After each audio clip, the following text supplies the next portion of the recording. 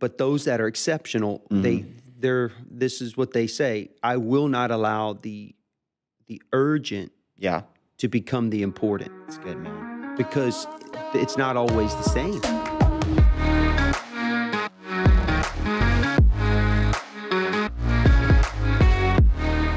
Hey, welcome everybody to episode 1 of the Faith Family Leadership Podcast. My name is Brian, serve as one of our staff pastors. Excited to have you guys with us. I'm going to be your host today, and with me is our lead pastor, Pastor Josh. How you doing, man? Man, I'm doing great. Good to be with you, Brian. Man, it's good to be here. Good to be with our leaders today. Yeah, I got to say I'm pretty excited about today. Yeah. This is something that we've been talking about for a little while, been wanting to do well over a year now. Yeah. In fact, if you remember, you kind of dropped it off real in passing, real nonchalant. You're like, hey, we should do a podcast for our leaders in our dream team. Right. It's like, man, that's awesome. Because I like podcasts. Sure. I think I listen to podcasts more than music. More and more all the time, yeah. It's a sign of us getting better. I guess so, or old. Or old. It's probably more old than anything else. But I know how passionate you are about seeing our leaders and our dream team, really our whole church, just develop and grow. So I thought it might be cool to kind of start things off with maybe you just real quickly giving our listeners, those watching, a why behind the what, because I know you certainly don't need another thing to do. Right. So why launch a podcast? Yeah. Well, it's one, I mean, I thought it'd be fun to just be able to, hang and hopefully add value to our leaders because, as the church has grown, I mean, obviously the environments that I'm able to be in with leaders in the early days, it was much more. But now we've, God has brought increase. We're thankful for that. But how do we continue to train, it's good, man. speak into, stay connected with the best people in our church, those that are helping us lead at a high level, and that was the whole goal, is just to add value and to help create a space where our leaders feel like they are they're getting better. They're not just doing something. Come on, man. For the church, but they're getting better. They're getting better in every sphere of life, because we're all leaders. We're all leading somewhere. Right. And these principles that I think that we'll share it, through the podcast, I think they'll not only prove to be helpful in the church, but in every aspect of life. Yeah. Yeah.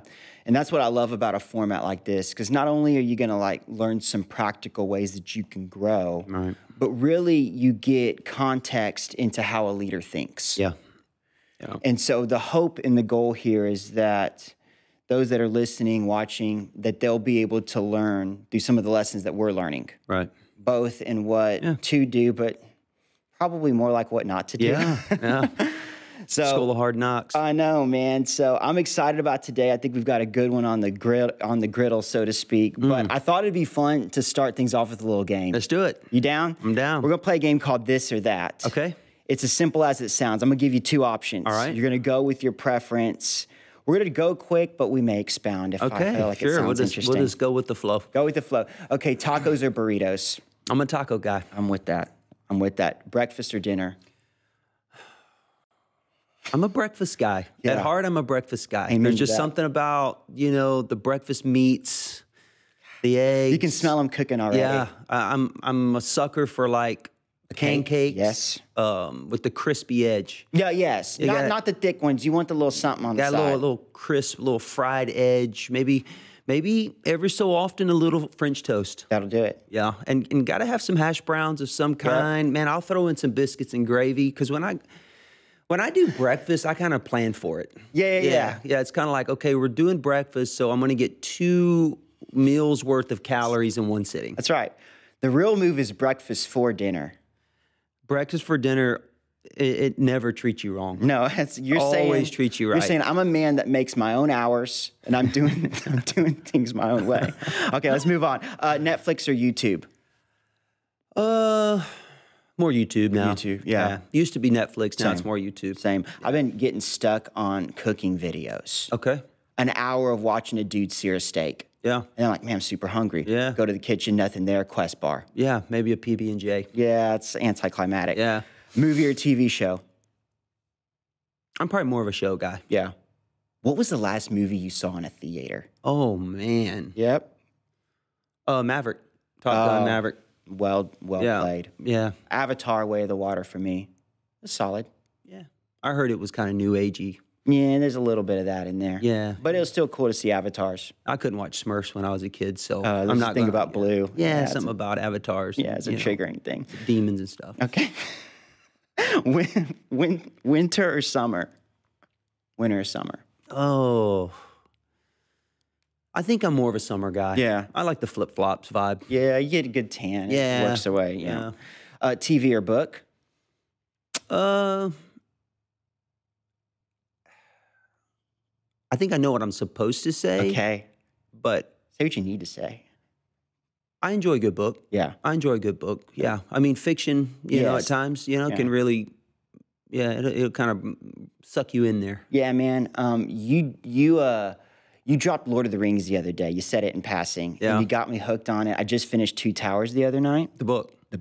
Nice. And I think I'm getting to be a better pastor. And let me tell you why. Okay. I'm starting to empathize with Smeagol. Okay. You know, he's messing some stuff up for people. Yeah, man. But I'm like, this dude just needs some pastoral care. He needs a freedom group. That's what he needs. He needs, intense discipleship. There's some child wounds in there. Toilet paper, over or under? It's got to be over. I think so too. Yeah, under doesn't feel right. It just kind of doesn't. The rhythm isn't there. For those of you that are under people, I just want to say this. If you need prayer, you can go to myfaithfamily.org/care. We're going to get you the help you need. Yeah, Pastor Tony will be quick to call you. Quick, within the day. Walk you through this. Walk you through this. Couch or recliner? Definitely a recliner guy. Yeah, I'm into that. Instagram or Twitter? Personally, I like Twitter. Yeah. Yeah. Facebook or MySpace? Oh, my. Remember that? I haven't been on either one in so long. Okay, consider it's yourself been over blessed. a year for sure that I've been on Facebook at all. I was thinking about MySpace. Remember how you could do like the top 8? Yeah. And you could let people know without letting people know. Yeah. Where you rank in the scheme and of if you things. and if you missed the cut, or if you were in the cut and then you missed it, yeah, you could even time prime for it some up. Reconciliation. Back in the day, like I'd let my girlfriend be number 1, and then when I knew that was coming to an end, she started. That way it didn't come. And then did your homeboy come up? Like your buddy come up? Yeah, he came up. He's a placeholder. Yeah, he's a wingman. Yeah. Okay. We all need a wingman. All need a wingman. Music or podcast? Podcast. Amen to that. Phone call or text? I like a call. You like a call? I appreciate that about I like a you, call. man. Yeah. Yeah, I think so many things can just. I think text is necessary because of time. Yeah. But I think it lacks context and it's lazy. Yeah. It's a lazy way to communicate, and I think that's why we use it, because we don't want the trouble of the call. But there's something about hearing someone's voice. There's something about getting an understanding. Something about tones. I'm definitely a phone call guy. What about voice memos? You know anybody that does that? I've done it a few times, and I've messed up halfway through, and then tried to delete it. Yeah. And it's already sent. Yeah. It's embarrassing. So I don't feel right confident about it. Yeah. Because I don't know. It's like a call. It's like you're in a flow and you're talking, but when you're recording your voice, it's like there's this added pressure. That's right. Am I gonna mess this up? Yeah, I always mess it up. I've got one friend who shall remain nameless, Kieran Sims, and he loves doing voice memos. Oh yeah. Yeah. And I refuse to respond with a voice memo because it makes me feel a little awkward. Yeah, it's a little different. So I'll just like it, and I don't know what to do with it. Is this like a walkie-talkie pause scenario? And I want to kind of point out something that this, because you mentioned I'm trying to figure out why there's this. Do you feel pressure to like every text that people send? When did that become a thing? Well, here's the thing. I'll send a text. Like if you don't like it, I mean, you feel like you're not a nice person. That's right. But it's like, it's just hey, I'm fine or something. It's like, yeah. It's a random response that they give, and there's this pressure to like or even love. Yeah, I feel a sense of panic sometimes because I'll send a text like, "Hey man, what's up? Hope you're doing good." Look down, 4 text messages from that person. I'm like, oh, something's going down. And it's because they've liked and loved the previous 2 and then said, I'm good. Yeah. I don't know about that. I don't know. I think we need to kind of revisit that somehow. Maybe that's episode 3. I don't even know what to do with like the 2 exclamation points. I feel like that's improper grammar. Yeah, well, you know what I'm talking about when you like. Yes. I mean, it's like, does that mean that's awesome? Or is it a shouting mechanism? Oh, yeah, or is it like, yes? I mean, I don't know. It's a rabbit hole you can fall down pretty quick. I guess I need some training. Yeah. Sleeping, fan or no fan? Oh, fan. Fan. Hi. Kara hates it, but just drying out the eyes. I tell her get another blanket. There it is. Last one, city or country? There's more to do in the city. Correct. I think country. Country. Yeah, because you can go to the city when you want, but I don't want to live there. I don't want to be there all the time. Correct. That was good. That was fun. Yeah. We're going to shift gears a little bit. Okay. A little backstory for our listeners. My wife, Elizabeth, and I, we have known you and Pastor Kara last 17 years, which makes us sound really old. So that started when we were 10. When you say it like that, it sure does. When we were 10. But you guys, first you are youth pastors, and then eventually we all kind of served on the same staff together in Victoria. Right. A little over 7 years ago, Elizabeth and I moved here to Baytown, and man, we've learned so much over here. Yeah, really. We all have learned. And I know I'm grateful. Elizabeth's grateful. We're grateful for the opportunity that you and Pastor Kara gave us. We're grateful for the opportunity that so many of our leaders have been patient and given us. Yeah, sure. Me too. And I've been thinking back a little bit to all those years ago. And I think one of the first things that I recognized even as a high school student was that it just kind of seemed like you lived your life with a lot of intention and focus. Yeah. I remember coming up to the church, even as a student during the summers with VBS and things like that. And you're always in your office, you're working. I remember as a young adult when I joined our church staff and kind of didn't know what I was doing, trying to figure out how does this even work. You know, I remember there would be conversations. Remember your office? Yes, dude, my office was... This dude's first office was the paper closet that we stored extra copier paper, and they just took all of it out and put a table in there. Anyway, it was well... It just hit me. Yeah. I was like, so you're in there making copies, and Brian's in his closet. Just working with headphones. So I have got a level of focus in the office that cannot be broken. Yeah, no doubt. Because if I can work with all of that nonsense going on. That's right. Yeah. But I remember you and I would have conversations here and there just in passing, office around the same time every day, leaving to go to the gym because when you got done with the gym, you had Caleb's game or something going on with the kids. And even I just felt like without you even saying it and just in little things that you lived with a lot of intention, it was almost like, okay, I can tell he's making the most out of what he's been given. And it's something that I've been able to learn from. I think it's something that we're all growing in. But I have to think that this is something that you've been really working and developing for years. Probably wasn't always that way, right? Oh, no, not at all.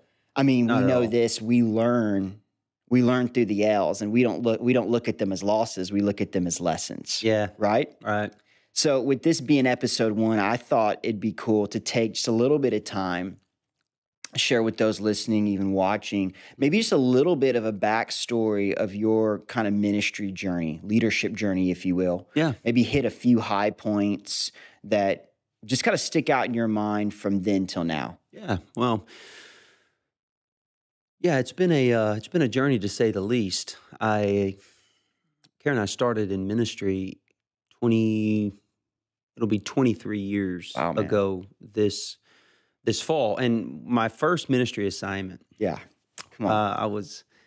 I was green right out of Bible school. And I had this opportunity. We had this opportunity in West Texas. We took it. We were going to be assistant youth pastors for a season, be trained to be the youth pastor. But there was these other things that kept getting added to the job description. Correct. One of which is I was to produce a television program that the church had that aired on a local Fox affiliate. Any experience there? No experience whatsoever. Okay. And had never messed with anything like that. But this expectation, responsibilities being placed on me. I'm also, another line in the job description was to take care of the grounds, to mow the grass of the church. And I had no problem with that. You Yeah. know, I didn't know any better. I was raised to work hard. I was raised to, you know, anything that you do, do it with all of your might, to not be lazy, you know, to not mail it in, to give your best effort, whether you wanted to or not, you know. It was what was being asked. So my parents put a lot of that in me, and I'm grateful for that. But here I am now, and I've got a youth ministry that I'm, you know, in essence, running it without the authority of it being totally mine. So I'm earning my way. I'm learning lessons. I'm developing and growing. So tons of things that had to be done there. This new TV thing that's like hanging over my head, like I don't have any clue. And then the grass has got to get mowed every Thursday. Bro, it's so crazy about that. Even when I hear that, I've heard you share it before, is like you're given these two other areas that everyone's eyes are on. Yeah. It's like there's no parachute there. Like if the grounds don't look good, everyone knows that. Right. And if the TV program doesn't look good, a lot of eyes. So much pressure that probably came with that.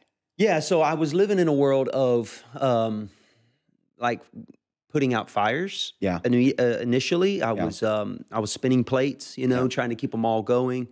And there came a point, and I couldn't even tell you when it was, that I began to evolve in the way that I looked at my life, the way I looked at my responsibilities, and I began to find a rhythm that would enable me to have more peace, to be able to focus. Focus is one of my strengths. If you're familiar, any of our listeners are familiar with the Gallup Strengths Finders.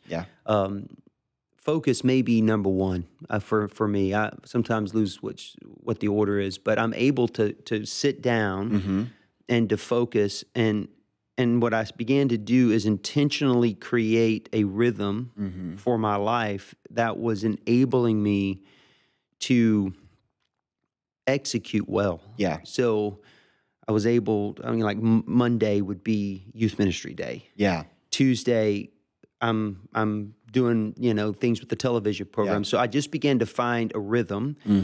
Thursday, I'm wearing my work clothes because I'm mowing the grass and I'm taking care of a few things around the building. Yeah.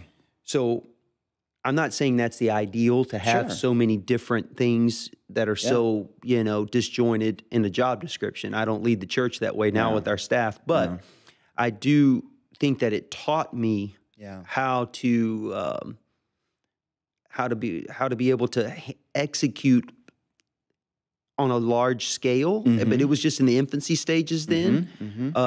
But I began to really take control of my schedule. It's good, man. And I think that is a skill that would benefit most. Totally. To be able to control how you not just manage your time, but how do you manage your energy? That's so And good, as I've gotten older, I'll be 44 here in a couple of months. I feel like while I've learned, I have a lot to learn, but I feel like what have developed is a skill to maximize the potential and the calling that God's put on my life. And to maximize not just what I do for the Lord. Sure. Obviously that's important, but I want to be the best husband I can be. Yeah. I want to give time to my kids. Yeah. They're getting older now. I want to stay in connection with them. I want to give time to my leaders that I can develop them, and even to content creation, dreams and entrepreneurial ideas that God's put in my heart, my health. Yeah. All of that, like it must be given the proper attention. Couldn't agree more. And maybe not attention, but intention, like intentional. Yeah. I'm not letting life dictate to me what's important. So good, man.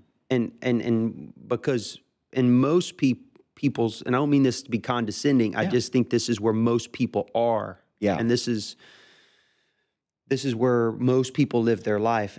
But those that are exceptional, this is what they say: I will not allow the urgent to become the important. It's good, man. Because it's not always the same. Yeah. They're not always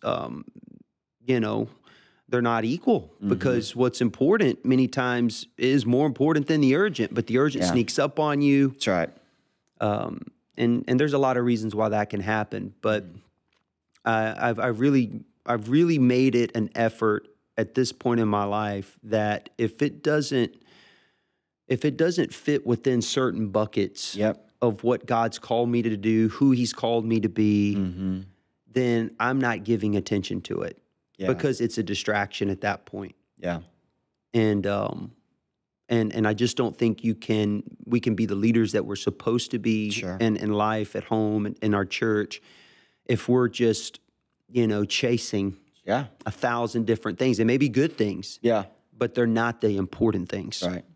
Yeah, I love what you're talking about right there. Even when it comes to focus, and just for our listeners and everything, you may be hearing this and thinking, well, I don't know, that focus is not in my strengths. You may be thinking, okay, but I just want to encourage you not to totally discredit that. Right.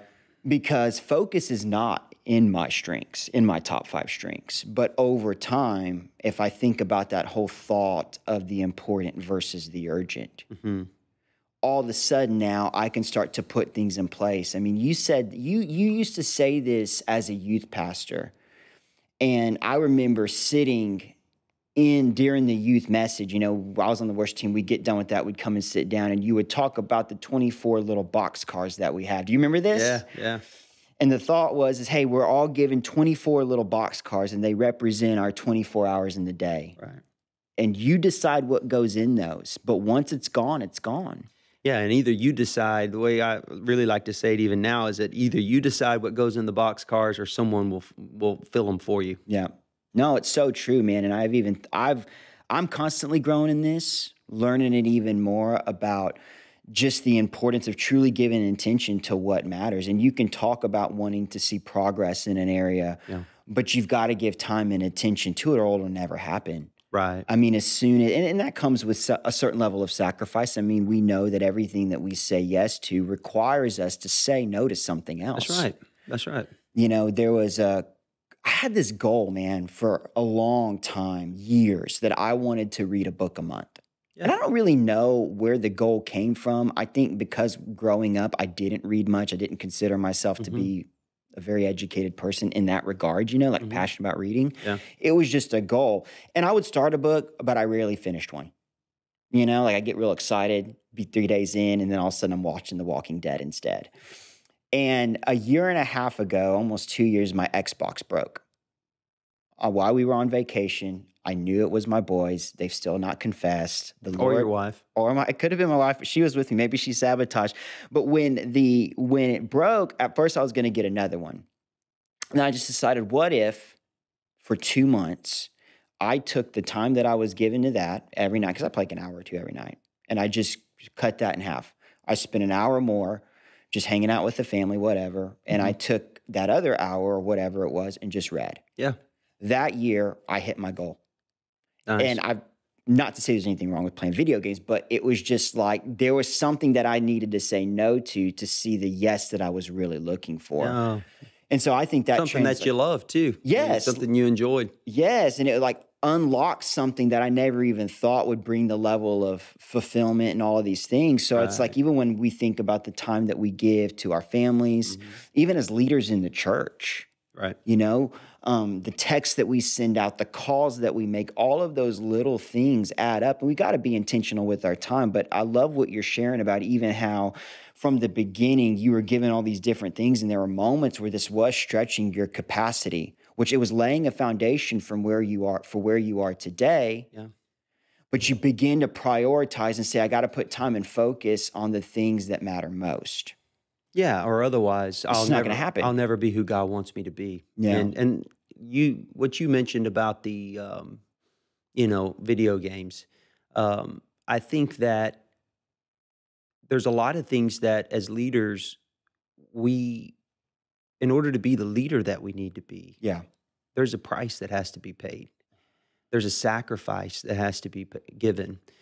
Um, Jesus, when he was speaking to his disciples, he said, there's none of you that have left houses and mothers and fathers and lands and all this stuff that you're walking away from for the gospel.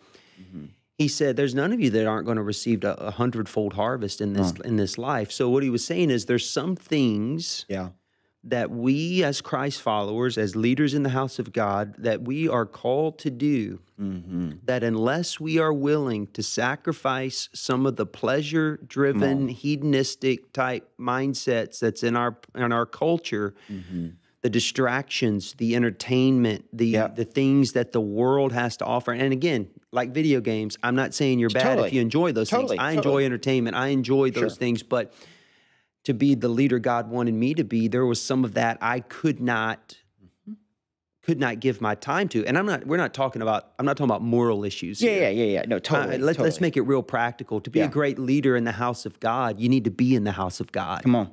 And there's nothing wrong with going to the deer lease, this vacation, this kid's sports here. I'm not saying that that's bad. Sure, no, I'm totally. not. I don't want our listeners to hear that, and I'm not judging people for that. Yeah. What I'm saying is to be the leader in the house of God. There are some things that you've got to give up, and to be the person, period, that God wants you to be. There's things that you have to give up to be in, whether and you can apply this to every area of your life. So, like if I want to maximize my health, there's things I can't put in my body. Can't eat Whataburger every night. Not every night. I have not had Whataburger. I used to eat it every Sunday after church. That was the thing. That was my go-to, and I did it for years. It was double meat, double cheese, water-sized fry. It was. If you're going, go all in. I'm going all in. Go all in. And sweet tea, I totally changed that. Yeah. And I haven't had that. It's probably been, I can't even tell you, probably 3 years. Wow. Since I've really just had, and again, I just flip a switch sometimes, and I'll just do that. But I'm not saying I won't ever have another Whataburger. I'm just saying that, if I knew to get to from where I was to where I wanted to be in health, to cut some things I had to make some sacrifices. I think every area of our life's that way. Yeah. Where there's a price to be paid. And every year that I approach as pastor of this church, when I reflect back over the previous year and I prepare for the next year, I'm always asking myself the question, am I willing to pay the price again this year? Love that, man. Because if I just pay the same price, then I'm not giving up any ground and I'm just holding the line. But I don't even feel like I'm not the hold the line kind of guy. I'm always taking new territory kind of a person. Yeah. So it's like to get to where, if I want to experience the same level of fulfillment and significance before God, not success in the eyes of the world, success in the eyes of God, am I willing to pay the same price and then some?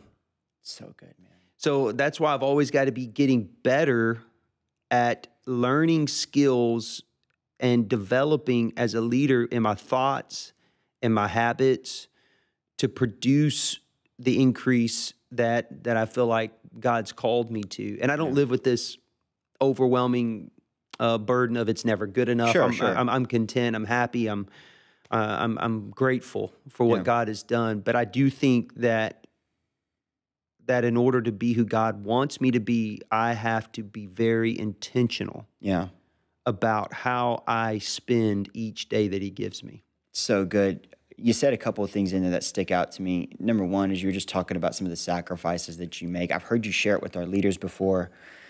Heard you share it in our leadership academy. I mean, I remember some of the early leaders meetings that we would have at Sterling in that little cafeteria. You would say it this way: as you grow in leadership, you give up personal rights. Yeah, that's so true. You give up the right to have a bad day on Sunday. You start giving up those things, but everything that we sacrifice, everything that we give back to God, he multiplies. He totally does. And God's been so faithful. I'm not the pastor that likes to sit and sing the song that nobody knows the price that I've paid. Because first of all, people don't care. Yeah. Most people don't care, and I don't expect them to, but I know God cares. Sure. And I don't need anybody to see what I've done. Yeah. I just need God to see it. And I do want him to see it. And because I'm doing it for him, and I am doing it for people. But there's things that you do as a leader that nobody will ever know. So but true. the thing about, I think, discipleship, and that I think gets overlooked, is that serving in hiddenness. Dallas Willard said it like this. He was a great writer, apologist, just great Christian leader. He said, serving in hiddenness, and I can't give him the exact quote, but along these lines, it causes your flesh to scream out. It's tough. Yeah. It's hard to serve when nobody notices. Yeah. Or no one recognizes it because your flesh wants recognition. Sure. Yeah. So I think even the sacrifices that we make as leaders, I mean, it's not just for the good of the organization. Sure. It's not just for your own, like personal development, but I think spiritually. Yes. It begins to create something in you. And you, before you know it, you turn around and you're like, I'm becoming a disciple of Jesus Christ. It's not just about my rights. I'm giving up my rights. I'm giving up and I'm taking on responsibility. And I think that's and in order to do that well, you have to be intentional. That's right. You just have to be intentional because, it's not just going to happen. If it was easy, everybody would do it. Yes. And if it was easy, it wouldn't be great. No. You can't build anything great accidentally. No. You have to be intentional about it. No, and I love the thought that you shared just a moment ago. You said, am I willing to pay the price again? Yeah. Our first staff meeting in January is always one of my favorite ones. And I'll tell you why. Because I'm a super practical guy. Like, I like the bullet points. I like the application. I like that. I don't want to just get fired up about something. I need to know how to do it. Right. And the first staff meeting of the year, you always walk our staff through some ways that they can start the year strong. Yeah. This year, you did it a little bit different. You gave us these series of questions to ask yourself. Some were reflective, some were futuristic. The one that you shared that stuck out to me, I mean, bro, when I tell you it stuck out to me, it's like I wrote it on my good notes in bold. And I to be honest with you, I haven't really stopped thinking about it since. Am I willing to pay the price again? Yeah. And I thought about that, and I've thought about my own leadership journey. I don't think any of us 7 years ago would have thought that God would have done this. No. I had no idea. Like when I loaded up the little U-Haul and there's Elizabeth and 3-month-old Jackson in the back seat and we're moving to Baytown. Didn't even know where Baytown was. I knew it was somewhere around Houston. Yeah. And I was coming to start out as a youth pastor. That's how we all start, right? Youth pastor. I had no idea. Yeah. And I thought about the hiddenness things that you were talking about. It was like, as I reflected on this, I thought about all the times that we drove out of Sterling and it was 9:30, 10 p.m. After a marriage night, and you're hanging out with these dream teamers. And it was awesome that we got to do it, but there was a high cost to it. No doubt. And I just thought about, man, that whole thought of, am I willing to pay the price again? I kind of feel like that's why we're still here today. Yeah. And so I've thought about that. Even some of our younger staff that's newer to the team, it's actually something that we have been making a part of our weekly meetings, like just talking about what that means. Because in the midst of all the practicality of ministry and the excellence that we pursue and the heart that we want to have with it, there is that level of what I must give up so that I can go up. Right. And God can entrust me. You said 23 years in ministry. Paying the price again and again after every year. This may be a tough question. It may be hard to articulate. I don't know.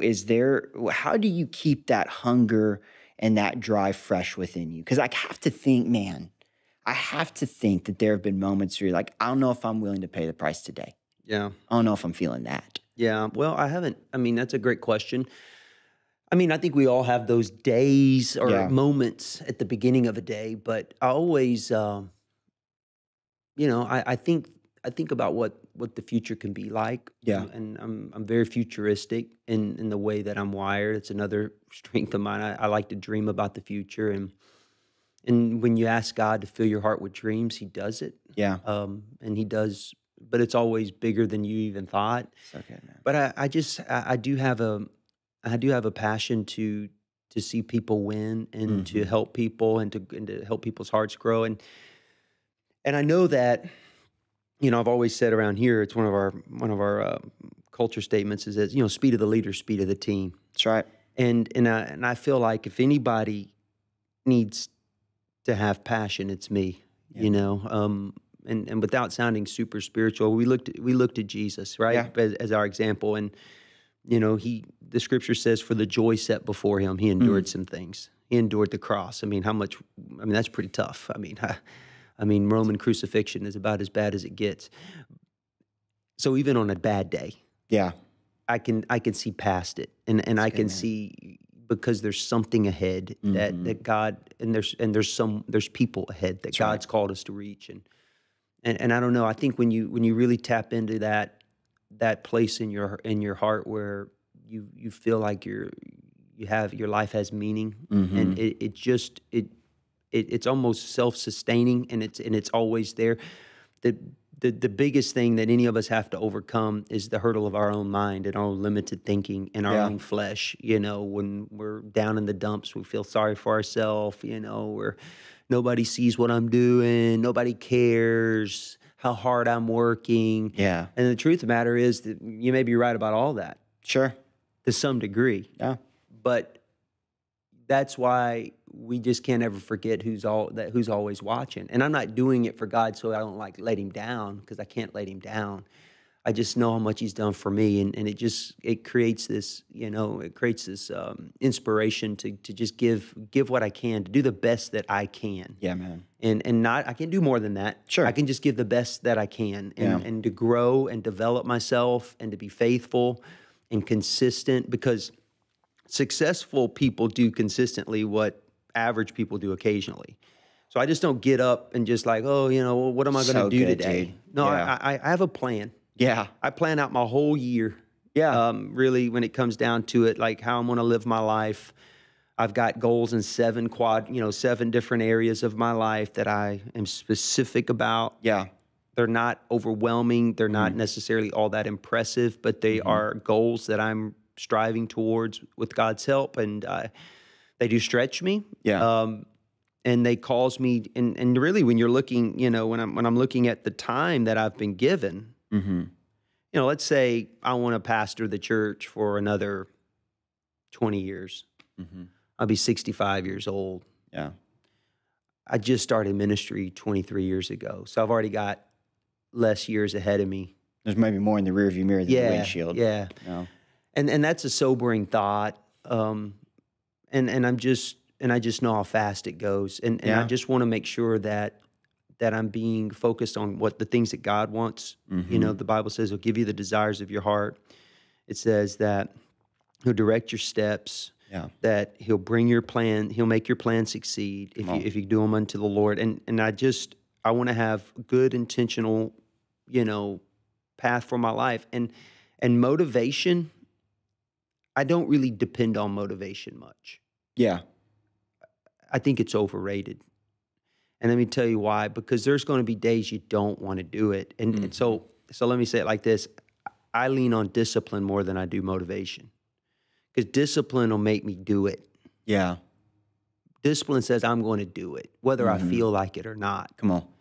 And then it's like getting into the gym on a cold day. Oof. And you don't want to do it, but the discipline gets you out there. And before you know it, you're enjoying your time out there. So the motivation, I think for most people, and I think even our leaders in our church, I'd encourage them, lean less on motivation.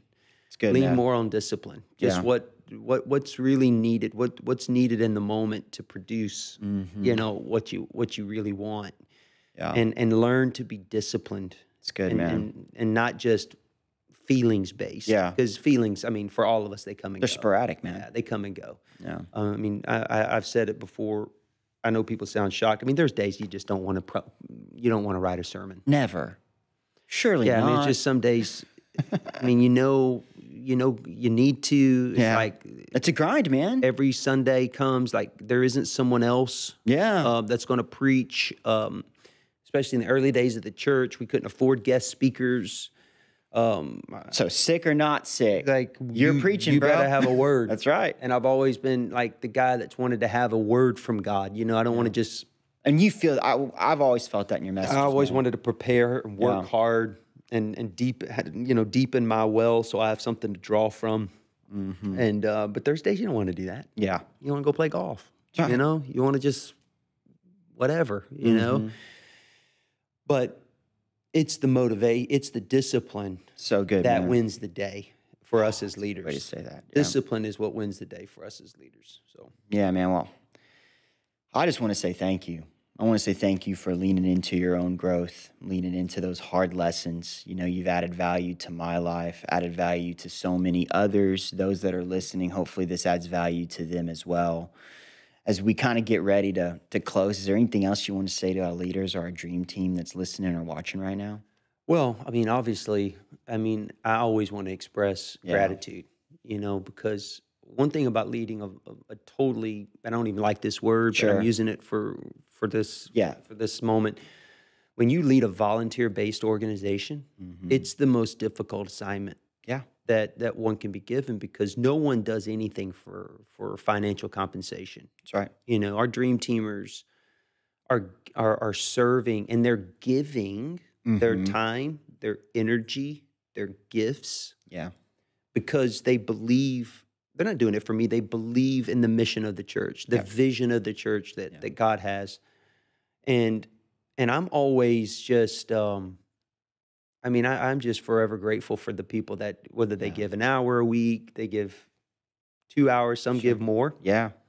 And there are leaders for sure. They're pillars in this house. Couldn't do it without them. I mean, our house, this church couldn't stand without them, because as talented as our staff is, they're not that talented. Nah. You know, and our people, though, it's just cool how the body of Christ comes together. And I just want to say thanks to all the leaders and dream teamers that are maybe watching, listening. I want to thank you for everything that you've done and all that you do. I'll never know all that you do. At this point, I'll never know, but it doesn't mean that I don't highly value what you do and the sacrifices that you make. And I just want you to know that the sacrifices are worth it. That's right. The sacrifices are always worth it. When you when you lead your life and your family out of the house of God, I mean, I look back at the things my parents did in church, and, you know, we never went to a church like Faith Family. We never had that kind of an opportunity. But church work days, they were there.